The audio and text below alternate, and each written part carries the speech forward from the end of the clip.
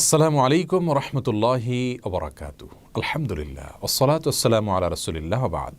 সুপ্রিয় দর্শক শ্রোতা ভাই বোন, আল্লাহ রাব্বুল আলামিন কোরআনে কারিমে সূরা নূরের ৩২ নম্বর আয়াতে গোটা পৃথিবীর সমস্ত অভিভাবকদের উদ্দেশ্যে একটি নির্দেশ জারি করেছেন, আর তা হলো আউযু বিল্লাহি মিনাশ শাইতানির রাজীম ওয়া আনকিহুল আয়ামা মিনকুম ওয়াস-সালিহিনা মিন ইবাদিকুম ওয়া ইমাইকুম ইন ইয়াকুনু ফুকারা ইউগনিহিমুল্লাহু মিন ফাদলিহি ওয়াল্লাহু ওয়াসিউন আলিম। যার অর্থ হলো, তোমরা তোমাদের অধীনস্থদের বিবাহ দেওয়ার বন্দোবস্ত করো, আয়োজন করো, যদি তারা অভাবের মধ্যে থাকে আল্লাহ রাব্বুল আলামিন তাদেরকে আপন অনুগ্রহে অভাব দূর করে দিবেন।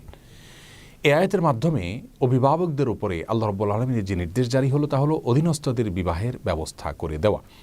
বেশিরভাগ অভিভাবকরা তাদের অধীনস্থদেরকে, বাবা তার ছেলেকে, মেয়েকে, বড় ভাই তার ছোট ভাই বোনদেরকে বিবাহ দেওয়ার ক্ষেত্রে গড়িমসি করে থাকেন যে অজুহাতের ভিত্তিতে, তা হলো তারা নিজের পায়ে নিজে এখনও দাঁড়ায়নি। মূলত এই পায়ে দাঁড়ানো বিষয়টি আপেক্ষিক। অনেকের দৃষ্টিতে শুধুমাত্র ডাল ভাতের জোগাড় করতে পারা এটাই পায়ে দাঁড়ানো, অনেকের দৃষ্টিতে অনেক পয়সা কড়ি করে ফেলা, ব্যাংক ব্যালেন্স করতে পারা, এটা হলো পায়ের পরে দাঁড়ানো। মূলত একজন মানুষ যদি কোনো রকম স্ত্রীর মহারানা, সর্বনিম্ন কোনো রকম একটু মহারানা দেওয়া এবং ডাল ভাত খেয়ে বেঁচে থাকার মতো কোনো আয়োজন, কোনো ব্যবস্থা তার থাকে, তাহলে সে ব্যক্তিকে বিবাহের জন্য সামর্থ্যবান হিসাবে বিবেচিত করে ইসলাম। সে ব্যক্তির বিবাহে বিলম্ব করা একজন মুসলিমের জন্য উচিত নয়। রাসূল করিম সাল্লাল্লাহু আলাইহি সাল্লাম তিরমিজি এবং ইবনে মাজাহ বর্ণিত হাদিসে ইরশাদ করেছেন, ইযা আতাকুম মান তারদাউনা খুলুকাহু ওয়া দীনা, তোমাদের কাছে যখন তোমাদের ছেলে, মেয়ে বা অধীনস্থ কারোর বিয়ের জন্য কোনো প্রস্তাব আসে, এমন কোনো ব্যক্তির প্রস্তাব যে ব্যক্তির দিনদারি এবং তার চরিত্রের ব্যাপারে তোমরা সন্তোষজনক মনে করো, তাহলে সেক্ষেত্রে তোমরা তাকে বিবাহ দেওয়ার ক্ষেত্রে আর বিলম্ব করো না। ফাজাউইজু, তাহলে তোমরা তাকে দ্রুত বিবাহ দাও, দেরি করবে না। যদি না দাও, ইল্লা তাফআলু তাকুন ফিল আরদি ফাসাদুন ফিতনাতুন ওয়া ফাসাদুন আরিদ, যদি তাকে বিবাহ দিতে বিলম্ব করো তাহলে এই পৃথিবীতে ফিতনা এবং ব্যাপক ফাসাদ এবং ব্যত্যয় এবং নৈরাজ্য সৃষ্টি হবে, যেটা আজ আমরা দেখতে পাচ্ছি। ব্যভিচার, ধর্ষণ, নারীর প্রতি সহিংসতা এবং আরও নানাবিধ অপরাধের যে মাত্রা আমাদের সমাজে বেড়ে চলেছে, এই সবগুলোর পেছনে কিন্তু বিলম্বে বিবাহের বিষয়টি অনেক বড় দাগে কাজ করে।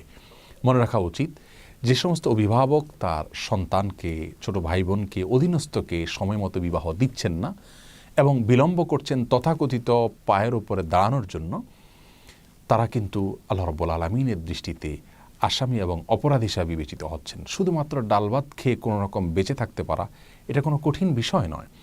একজন মুসলিমের কাছে তার চরিত্র হেফাজত করতে পারা এটা হলো সবচাইতে চ্যালেঞ্জের বিষয়, এটা তার কাছে সবচাইতে গুরুত্বপূর্ণ বিষয়। কোনো বাবা মায়ের অবহেলার কারণে, গড়িমসি করার কারণে যদি তার সন্তান বিপদগামী হয়, গোপনে গোপনে গুনাহে লিপ্ত হয়, চোখের গুনাহে লিপ্ত হয়, হস্তমৈথুন সহ নানাবিধ অপরাধের পথে সে পা বাড়ায়, তাহলে সেক্ষেত্রে বাবা এবং মাকে সে অপরাধের জন্য দায়ী হতে হবে, দায়ী নিতে হবে। আল্লাহ রাব্বুল আলামিন বলেছেন, ইয়াউমা ইয়াফিরুল মারউ মিন আখিহি ওয়া উম্মিহি ওয়া আবিহি, কিয়ামতের ময়দানে মানুষ নিজের বাবা মা থেকে পলায়ন করবে। সেদিন সন্তানকে যদি বলে যে তোমাকে দেরিতে বিবাহ দিয়েছিলাম, সেজন্য তুমি অপরাধ করেছিলে, এটা তোমার ভালোর জন্যই করেছিলাম, অতএব আমার অপরাধের দায়টা তুমি নাও, তখন কিন্তু সন্তান বাবার অপরাধের দায়, মায়ের অপরাধের দায় কখনো বহন করবে না। আল্লাহ রাব্বুল আলামিন বলেছেন, ইয়া আইয়ুহাল্লাযীনা আমানু কু আনফুসাকুম ওয়া আহলিকুম নারা ইমানদাররা, তোমরা নিজেদেরকে এবং নিজেদের পরিবারকে জাহান্নামের আগুন থেকে বাঁচাও। যার কারণে সমাজের স্বাভাবিক বিকাশের জন্য, স্থিতিশীলতার জন্য, সন্তানদের চরিত্রকে হেফাজত করবার জন্য প্রত্যেক দিনদার বাবা মায়ের, প্রত্যেক ইমানদার বাবা মায়ের কর্তব্য হলো তাদেরকে যথাসময় বিবাহ দেওয়া এবং যত দ্রুত সম্ভব বিবাহ দেওয়া। অনেক বেশি ভালোর আশায় অপেক্ষা করা এটা তাদের জন্য অনেক ক্ষেত্রে গুনাহের কারণ হতে পারে। খলিফাতুল মুসলিমিন ওমর ফারুক রাদিয়াল্লাহু তাআলা আনহু তিনি বলেছেন যে ওই ব্যক্তির প্রতি আমার আশ্চর্য হয় যে ব্যক্তি তার সচ্ছলতা চায় কিন্তু বিবাহ করতে চায় না। তার মানে তিনি বোঝাতে চেয়েছেন, কেউ যদি বিবাহ বন্ধনে আবদ্ধ হয়, আল্লাহ রাব্বুল আলামিন তার রিজিকের মধ্যে বরকত দান করেন, তার আল্লাহ রাব্বুল আলামিন সচ্ছলতা দান করে থাকেন। কারণ স্ত্রী হয়ে যিনি আসছেন তিনি তার রিজিক তো অবশ্যই আল্লাহ রাব্বুল আলামিনের কাছ থেকে পাবেন, তার রিজিকটাও এই ব্যক্তির কাছে আসবে, যার কারণে তার সচ্ছলতা আসবে। এছাড়াও তিরমিজি বর্ণিত একটি হাদিসে রাসূল করিম সাল্লাল্লাহু আলাইহি সাল্লাম ইরশাদ করেছেন, তিন ব্যক্তিকে আর্থিকভাবে সহযোগিতা করা, তাকে সচ্ছলতা দান করা, এটাকে আল্লাহ রাব্বুল আলামিন নিজের প্রতি নিজে আবশ্যক করে নিয়েছে। তার মধ্যে থেকে প্রথম ব্যক্তি হলেন মুজাহিদ ব্যক্তি, জিহাদরত অবস্থায় আল্লাহ রাব্বুল আলামিন তাকে অবশ্যই সাহায্য করে থাকেন। আর দ্বিতীয় হলেন ওই ক্রীতদাস, যিনি তার মালিকের সঙ্গে অর্থের বিনিময়ে মুক্ত হয়ে যাওয়ার চুক্তিতে আবদ্ধ হয়েছেন এবং তিনি তার মালিককে অর্থ পরিশোধ করে মুক্ত হওয়ার জন্য সদিচ্ছা রাখেন, তাকে আল্লাহ রাব্বুল আলামিন সচ্ছলতা দান করে থাকেন, সাহায্য করে থাকেন। আর তৃতীয় হলেন ওই ব্যক্তি যিনি বিবাহ বন্ধনে আবদ্ধ হয়েছেন নিজের চরিত্রকে হেফাজত করবার জন্য আল্লাহ রাব্বুল আলামিনের প্রতি নিজের প্রতি নিজে তিনি আবশ্যক করেছেন ওই ব্যক্তিকে সহযোগিতা করা, তাকে সচ্ছলতা দান করা। যার কারণে অর্থের অভাবে সচ্ছলতার অজুহাতে বিবাহকে বিলম্ব করা কোনো অবস্থাতেই জায়েজ নাই। তবে হ্যাঁ, কোনো ব্যক্তি যদি স্ত্রীর মহারণা পরিশোধ করবার মতো কোনো অবস্থা না থাকে, স্ত্রীর মৌলিক চাহিদা কোনোভাবে পূরণ করার মতো কোনো উপায় না থাকে, তাহলে সেক্ষেত্রে ইসলাম তাকে বিবাহ করার নির্দেশ দেয় না, বরং সে ব্যক্তি সবর করবেন এবং ধৈর্য ধারণ করবেন। অতএব অভিভাবকদের কর্তব্য হলো অধীনস্থদের বিবাহের ক্ষেত্রে বিলম্ব না করা, যত দ্রুত সম্ভব তাদের চরিত্রকে হেফাজত করার জন্য বিবাহের আয়োজন করা, ব্যবস্থা করা।